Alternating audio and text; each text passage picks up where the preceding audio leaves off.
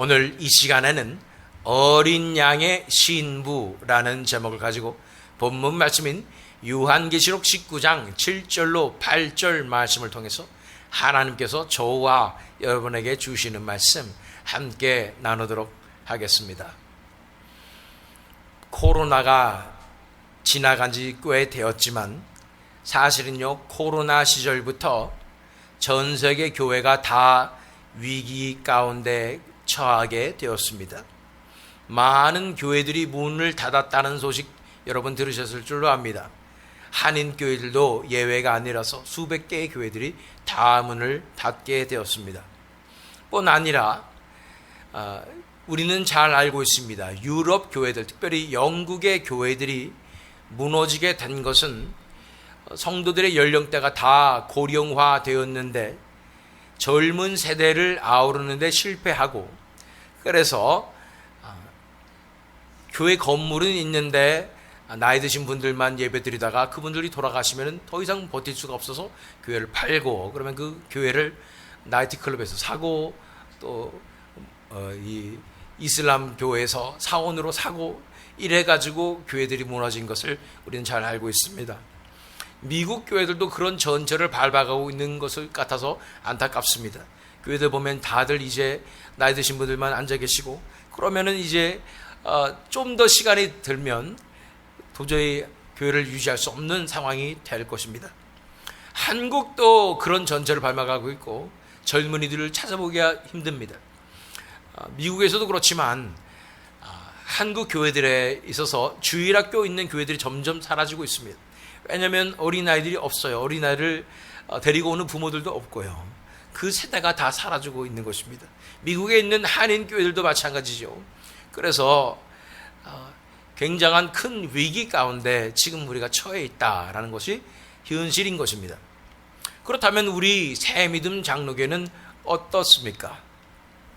우리가 그렇지 않다고 얘기하고 싶어도 그럴 수 없는 것이 우리도 위기입니다.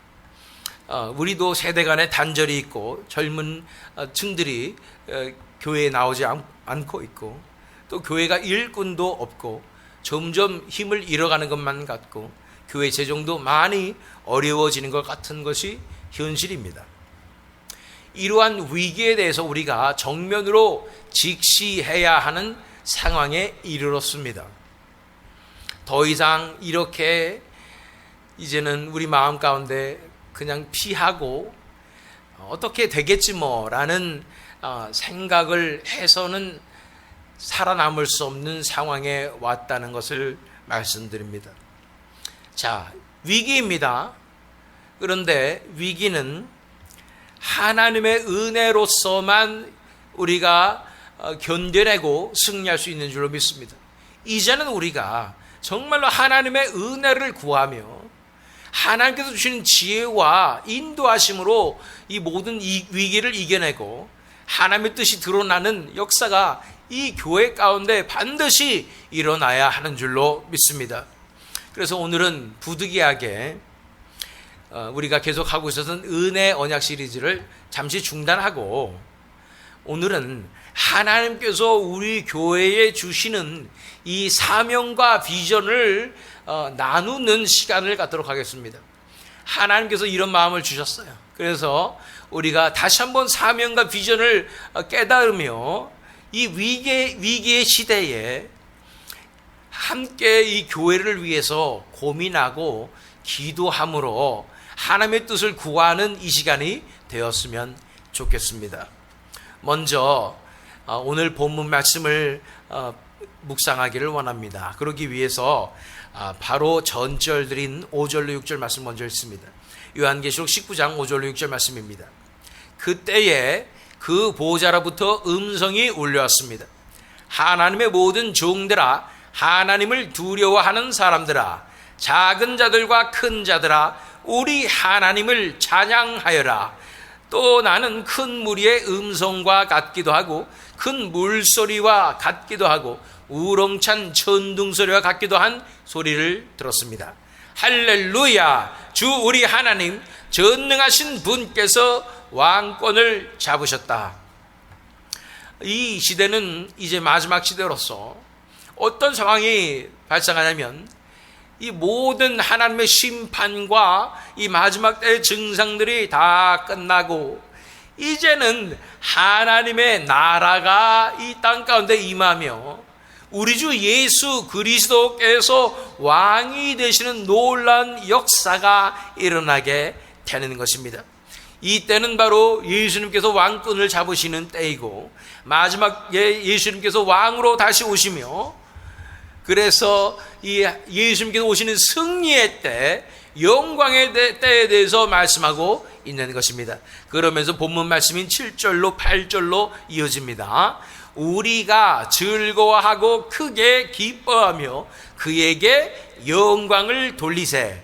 어린 양의 혼인 기약이 이르렀고 그의 아내가 자신을 준비하였으므로 그에게 빛나고 깨끗한 세마포 옷을 입도록 허락하셨으니 이 세마포 옷은 성도들의 옳은 행실이로다 하더라.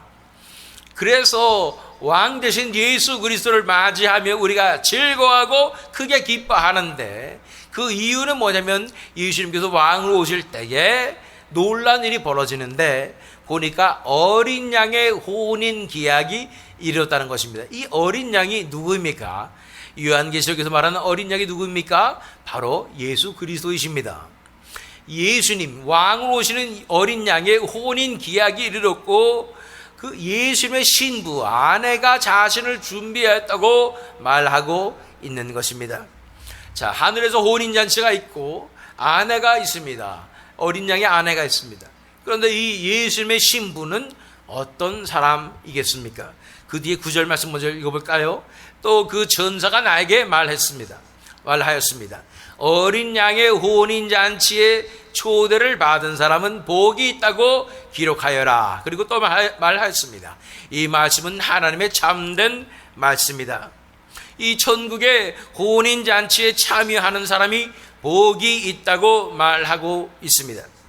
이 말씀을 보면은 예수님께서 하셨던 천국 혼인잔치의 비유가 생각나지 않습니까?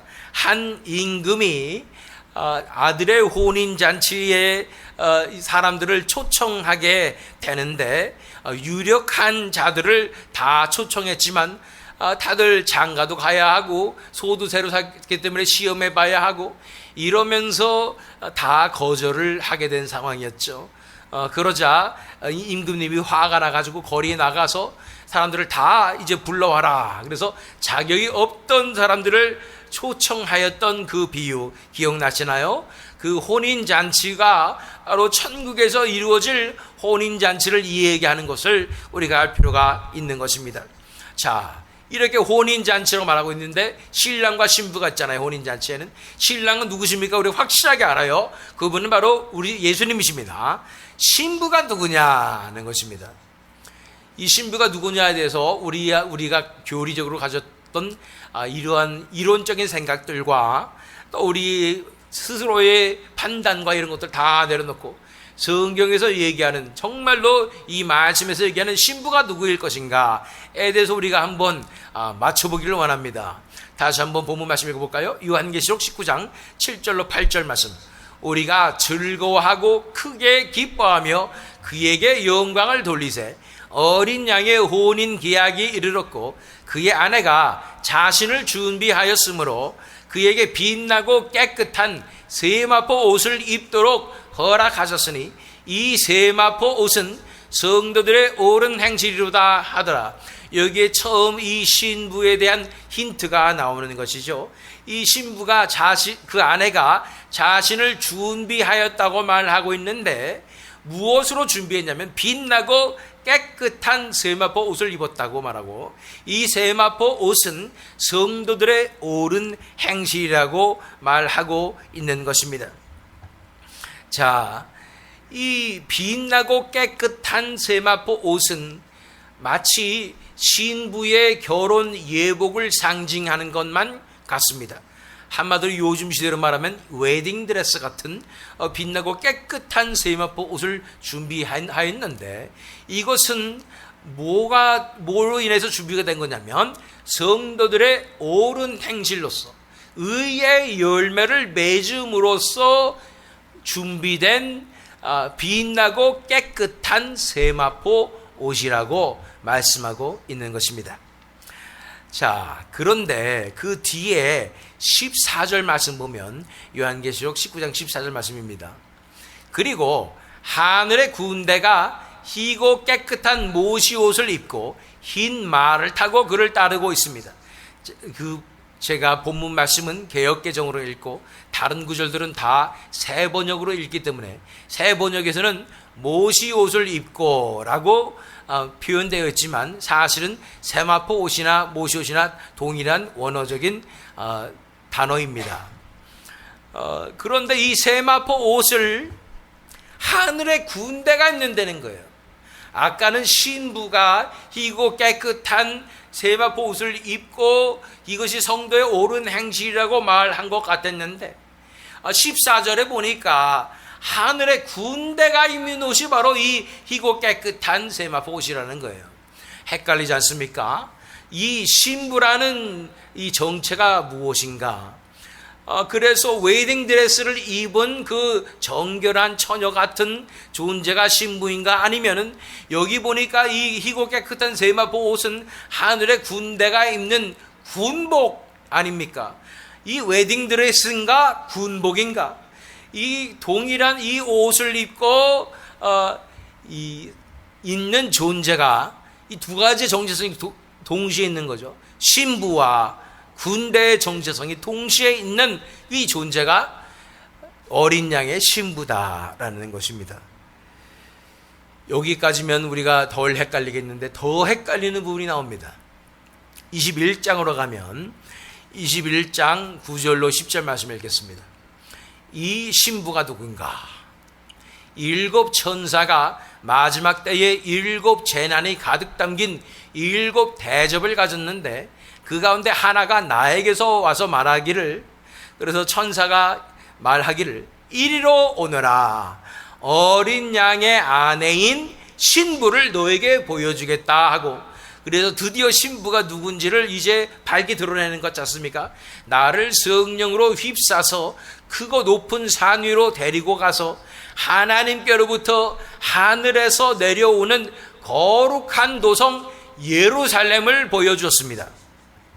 신부를 보여주겠다 하고 산으로 올라갔는데 하나님으로부터 하늘에서 내려오는 거룩한 도성 예루살렘을 보여줬다는 거예요. 그러면은 신부가 누구예요? 신부가 예루살렘이라는 거잖아요. 이 논리가 말이 안 되는 것 같이 느껴진다면 2절 말씀, 21장 2절 말씀을 읽어보면 나는 또 거룩한 도성 새 예루살렘이 남편을 위하여 단장한 신부와 같이 차리고 하나님께로부터 하늘에서 내려오는 것을 보았습니다. 신부와 같이 단장하고 내려온 것이 뭐라고요? 거룩한 도성 새 예루살렘이다. 이 신부는 또 예루살렘이라는 거예요. 자, 그렇다면 이게 어떻게 다 말이 되는가? 이 신부가 아주 다양한 모습을 보입니다.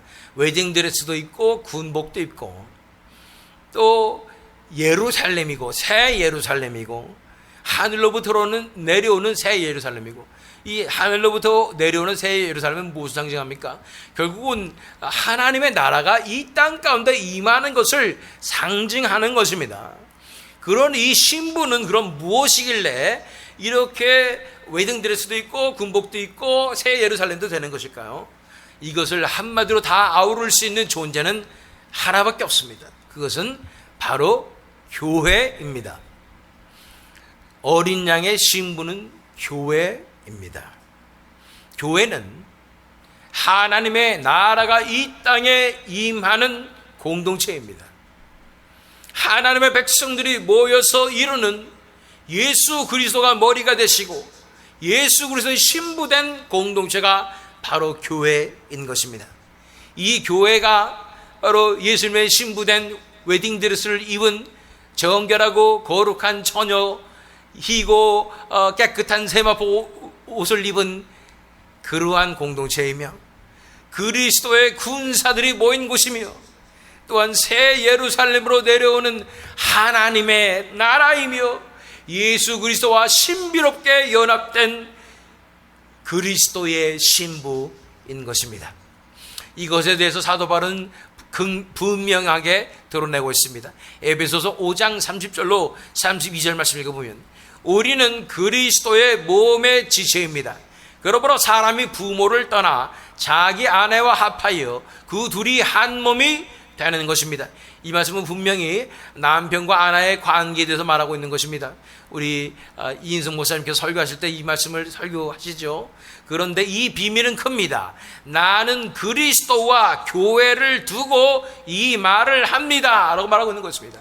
이 남편과 아내에 대해서 얘기하다가 갑자기 그 둘이 한 몸이 되는 연합의 비밀이 크다고 말하면서 결국은 그리스도와 교회가 남편과 아내처럼 하나 되는 것이며, 그래서 그리스도가 우리의 남편이 되며 우리는 그리스도의 신부가 된다고 그 비밀을 드러내고 있는 것입니다.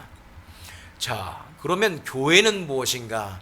교회의 정체성은 바로 예수 그리스도의 신부입니다.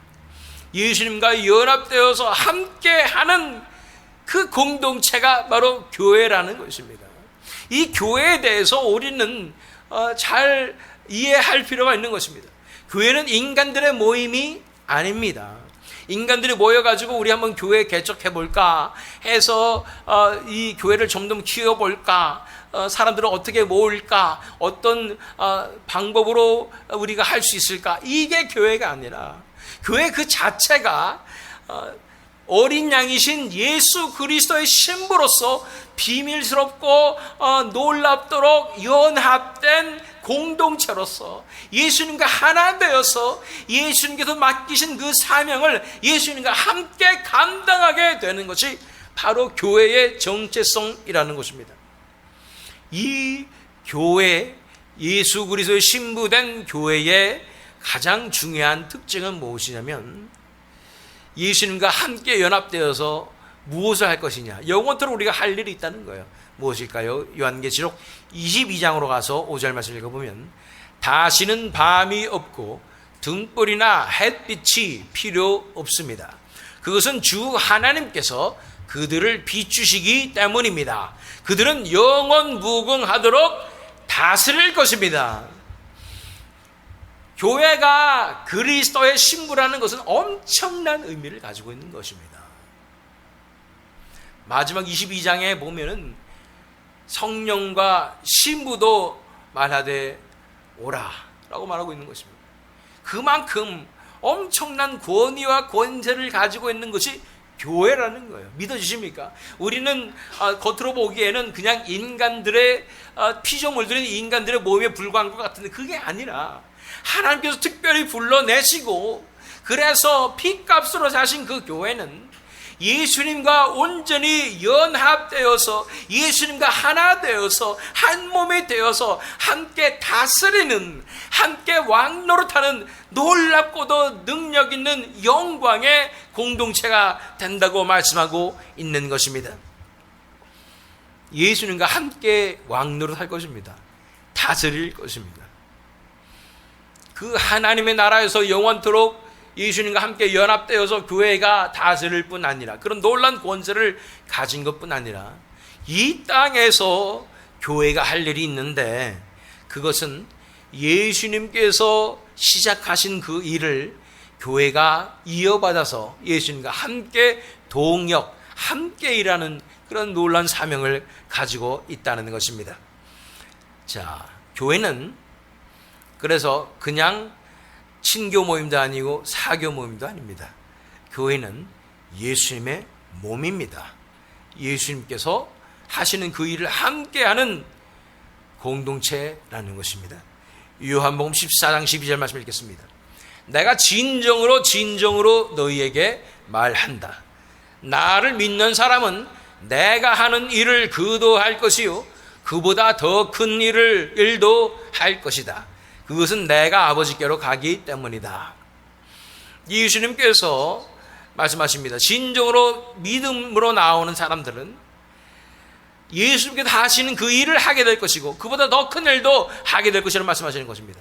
예수님께서 이제 남겨놓으신 그 사명, 하나님의 나라를 이 땅에 이루는 그 사명을 이제는 교회는 이어서 감당하게 될 것이고 예수님과 함께 연합하여서 더 큰 일을 할 것이라고 말씀하는 것입니다. 한마디로 예수님께서 시작하신 하나님의 나라를 이루는 그 사명을 교회가 이어받아서 하며 이 교회가 확장하며 하나님의 나라를 완성하는 그 일에 예수님과 함께 동역하여서 그 일을 이루게 된다고 말씀하여 주시는 것입니다.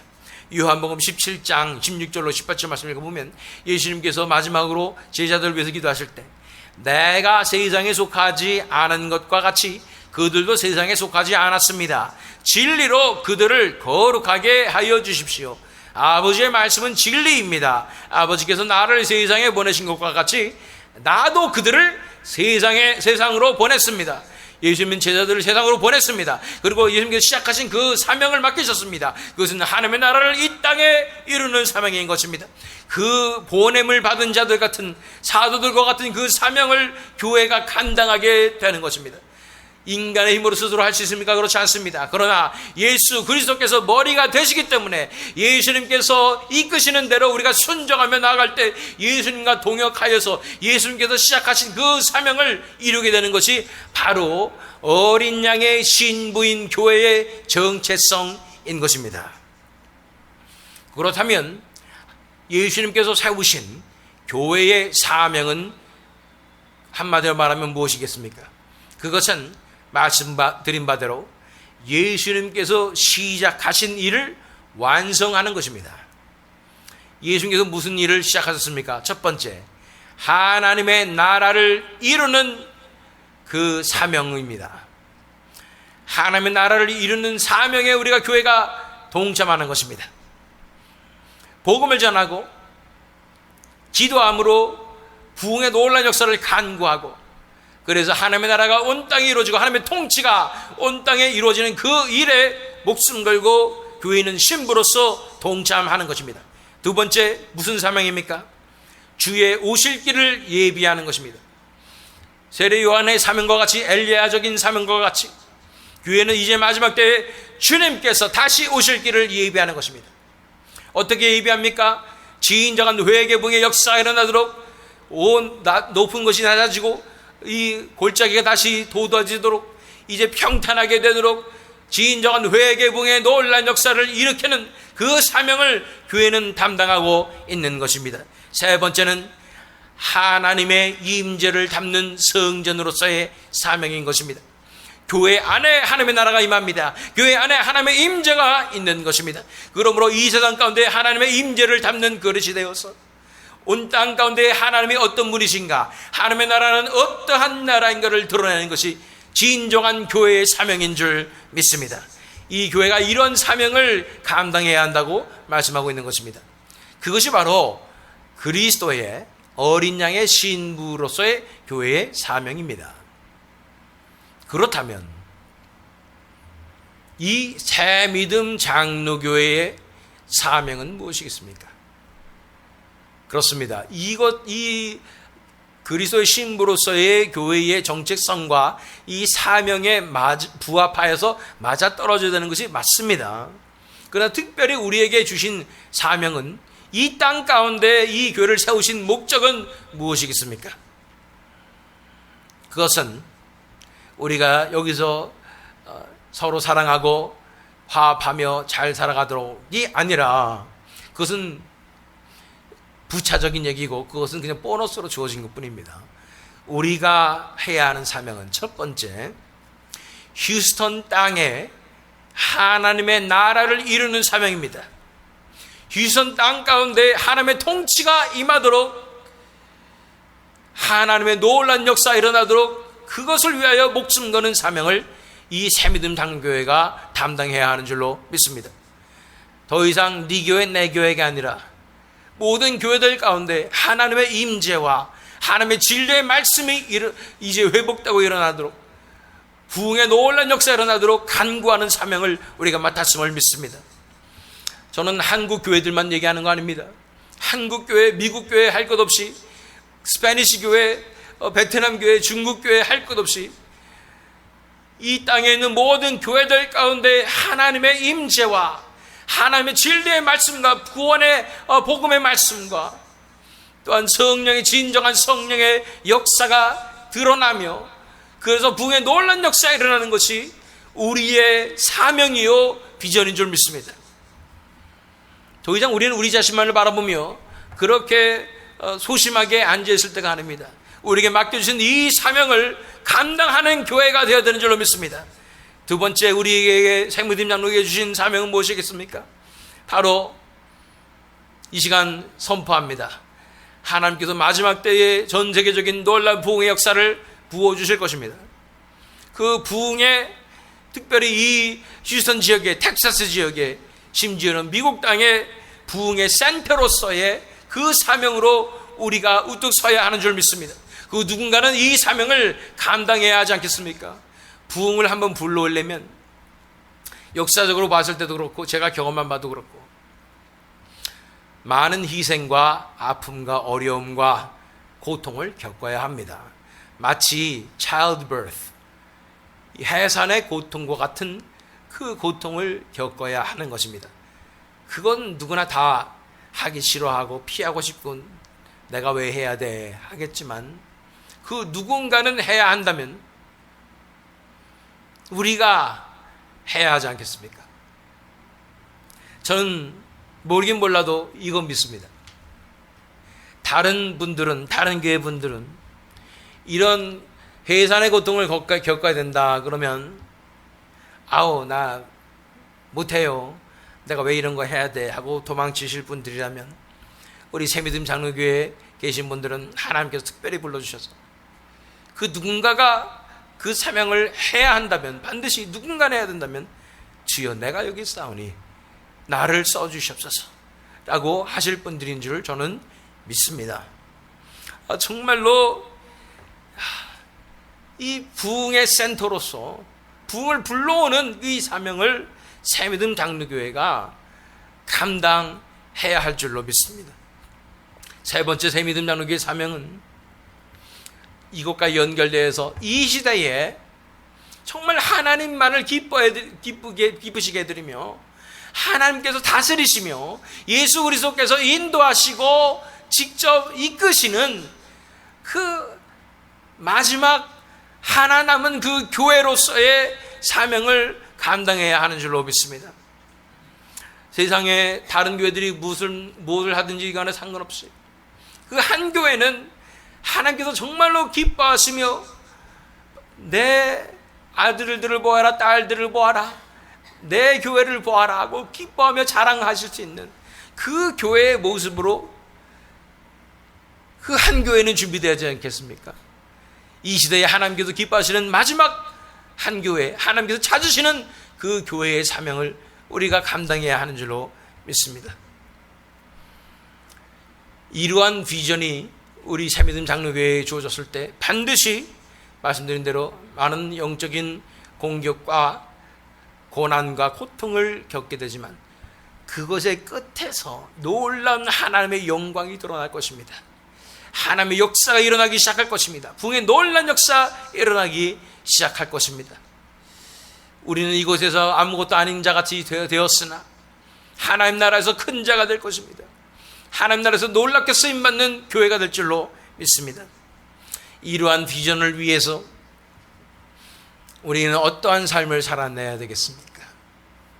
어떠한 자세로 살아가야 되겠습니까? 우리 교회는 어떠한 마음으로 살아가야 하겠습니까? 첫 번째는 바로 희생의 삶입니다. 십자가의 삶입니다. 그전에는 나의 유익을 구하였고 내 밥그릇을 지키기 위해서 그렇게 살았지만 이제는 더 이상 나에 관한 삶이 아니라 하나님 나라를 위하여 내 온 몸을 헌신하며 희생하며 드리는 그 삶으로 나아가야 할 줄로 믿습니다. 두 번째는 예수님의 뜻이 이루어지기 위해서 내가 가지고 있었던 목표와 목적과 내 욕심과 내 미래와 이 모든 것들이 다 내려놔지는 그런 삶으로 나아가야 되는 줄로 믿습니다. 그리고 세 번째로 비뚤어진 주인의식이 아닌 예수님 주인의식의 삶으로 나아가야 되는 줄로 믿습니다.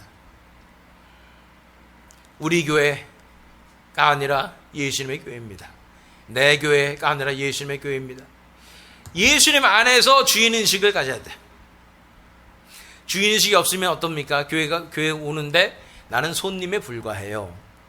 그래서 교회에서 무슨 일을 하든지 간에 나는 그냥 교회에서 제공하는 서비스만 받으면 되는 것이고, 나는 그냥 즐기다가 가면 되는 것이고, 이러한 생각을 하게 되죠. 반면에 비뚤어진 주인의식을 가지면은 이 교회가 내 교회니 결코 놓지 않으며 내가 꽉 붙잡고 있으리라 하는 그런 비뚤어진 생각을 하게 되는 것이죠. 그러나 우리는 다 알고 있지 않습니까? 이 교회는 예수님의 교회입니다. 그러므로 우리는 예수님이 주인 되시는 그 진정한 주인 의식 가운데 우리가 책임감을 가지고 헌신해야 하는 것입니다.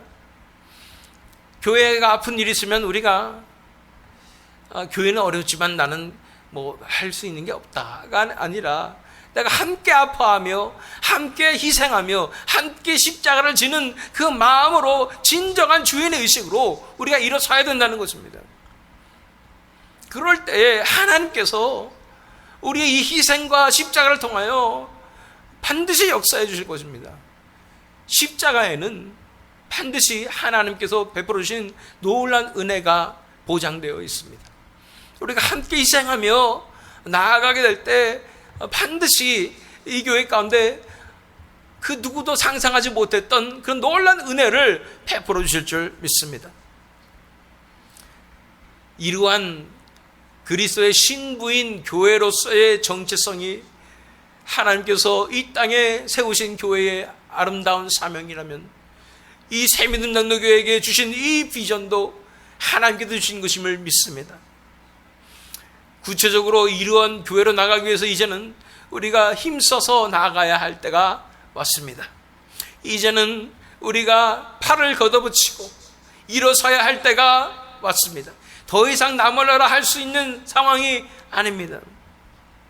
그래서 새믿음 교회의 비전, 어떤 교회가 되게 하여 주시옵소서 기도해야 되냐면 간구하는 기도 제목 3가지입니다. 첫 번째는 기도하는 교회가 되게 하여 주시옵소서. 다른 것을 위해 기도하는 것이 아니라 이제 하나님의 나라가 이 땅에 임하게 하여 주시옵소서. 이 사명을 감당하게 하여 주시옵소서. 부흥의 센터가 되게 하시고 희생하게 하시고 십자가를 지게 하시고 부흥을 위하여 진정한 성령의 역사를 위하여 하나님만 해주신 그 역사를 위하여 한 마음과 한 뜻으로 간구하며 헌신하는 그 교회로서 우리가 부르짖어 기도하는 교회가 되어야 되는 줄로 믿습니다. 두 번째는 말씀에 든든히 선 교회가 되어야 되는 줄로 믿습니다. 이제는 우리가 말씀으로 들어가야 합니다. 말씀을 읽을 뿐 아니라 말씀의 능력이 우리 삶 가운데 나타나야 하는 줄로 믿습니다. 그렇기 때문에 제가 광고 시간에도 말씀드리겠지만 이제 새믿음 장로교회 가운데 성경 공부의 체계적인 성경 공부가 시작될 것입니다. 사실은 성경 공부 시리즈가 제가 제작하고 다 만들어 놓은 성경 공부 시리즈가 다 이미 준비되어 있습니다. 이제는 시작할 때가 왔음을 바라봅니다. 그래서 이 교회 가운데 이 성경 공부의 체계가 잡혀 있는, 그래서 말씀 안에 위에 교리 위에 든든히 서 있는 그런 교회가 되었으면 좋겠습니다. 뿐 아니라 전에는 우리가 reactive, 다시 말해서 무슨 일이 벌어지면 그것을 해결하는 그러한 상황이 있었다면 이제는 우리가 미리 준비하는 proactive한 교회의 모습으로 나가야 될 줄 믿습니다. 이제 앞으로 이 교회에 더해질 또 좀 더 젊은 층과 또 이런 분들을 받아들일 수 있는 준비가 우리가 먼저 돼야 되지 않겠습니까? 그래서 다른 시설을 준비한다든지 이런 것들은 우리가 여력이 없지만 이런 성경공부, 체계적인 성경공부 체계 이런 것들을 먼저 준비하고 또한 예배 가운데서도 저 정도 세대가 50대인데 이런 사람들이 은혜 받았던 그런 예배의 그런 모습과 이런 것들도 우리가 준비되어야 하는 줄로 믿습니다. 그래서 미리 그릇이 준비되어서 우리가 간구하는 새로운 사람들이 더해질 것을 준비해야 되는 때가 온 줄로 믿습니다. 세 번째는 우리가 선교하는 교회가 되게 하여 주십소서 기도해야 되는 줄로 믿습니다. 우리는 정말로 우리 능력이 지나도록 선교지를 후원하고 있었고 놀라운 하나님의 은혜고 감사한 부분이라고 저는 생각합니다.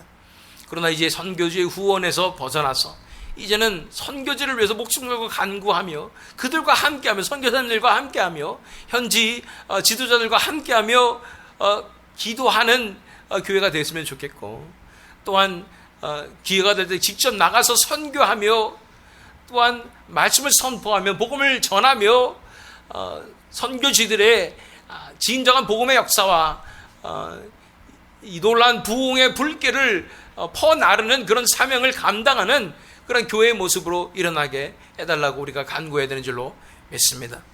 그렇습니다. 우리의 사명은 예수님께서 우리의 교회의 머리가 되시고 우리의 신랑이 되시기 때문에 예수님과 동역하는, 예수님을 내조하는 그 정체성으로, 신부의 정체성으로 우리가 일어서게 될 때에 비로소 우리가 무엇을 해야 하는지가 보이게 될 것입니다. 그것은 바로 예수님과 함께 이 패밀리 비즈니스, 하나님 나라의 사명에 동참하고 그 고난에도 동참하게 될 때 예수님과 함께 영광을 누리며 함께 다스리며 그래서 놀라운 권세와 권위를 가지며 하나님 앞에 나오는 그러한 공동체로 우리가 일어서야 되는 줄로 믿습니다. 이러한 교회로 나아가야 할 때가 왔습니다. 더 이상 미룰 수도 없고 그냥 이렇게 살 수는 없습니다. 위기의 때라고 말씀드렸습니다. 그러나 위기는 오직 하나님의 은혜로서만 우리가 통과할 수 있습니다. 이것을 인간적인 방법으로 어떻게 할 수 있는 것이 아닙니다. 그러나 우리가 본질에 충실하며 하나님의 방법대로 정면 돌파하며 나갈 때, 하나님께서 역사하시는 교회의 모습으로 일어서게 될 때 반드시 놀란 기적의 역사를 우리는 바라보게 될 줄로 믿습니다. 마른 뼈가 자라는 놀란 역사 반드시 일어나게 될 줄로 믿습니다. 이 어린 양의 신부로서의 교회의 사명 우리에게 주셨습니다. 어떻게 받으십니까? 그 사명에 동참하며 일어서는 우리 교회가 되어야 되지 않겠습니까? 마지막으로 요한계시록 19장 7절로 8절 말씀, 우리가 한 목소리로 선포하며 읽으며 이 말씀을 마치도록 하겠습니다. 요한계시록 19장 7절로 8절 말씀 다 같이 읽겠습니다. 시작. 우리가 즐거워하고 크게 기뻐하며 그에게 영광을 돌리세. 어린 양의 혼인 기약이 이르렀고 그의 아내가 자신을 준비하였으므로 그에게 빛나고 깨끗한 세마포 옷을 입도록 허락하셨으니 이 세마포 옷은 성도들의 옳은 행실이로다 하더라. 아멘. 저는 꿈꿉니다. 이 날에 우리 샘믿음 장로교회 우리 형제 자매들, 지체들, 성도님들 한 분 한 분이 다 이렇게 빛나고 깨끗한 세마포 옷을 입고 하나님을 찬양하는 그 장면을 저는 꿈꿉니다. 그날이 올 줄로 믿습니다. 이렇게 온전히 예수 그리스도의 그 신부로서의 사명을 정말 내조의 여왕처럼 그렇게 예수님을 받들며 그렇게 헌신하여 나아감으로 빛나고 깨끗한 세마포 옷을 입고 성도의 옳은 행실로서 하나님께 영광을 돌릴 뿐 아니라 함께 영광을 누리며 함께 다스리는 은혜로 나아가시는 저와 여러분 되시기를, 또한 이 세미든 장로교 되기를 예수 그리스도 이름으로 축원합니다.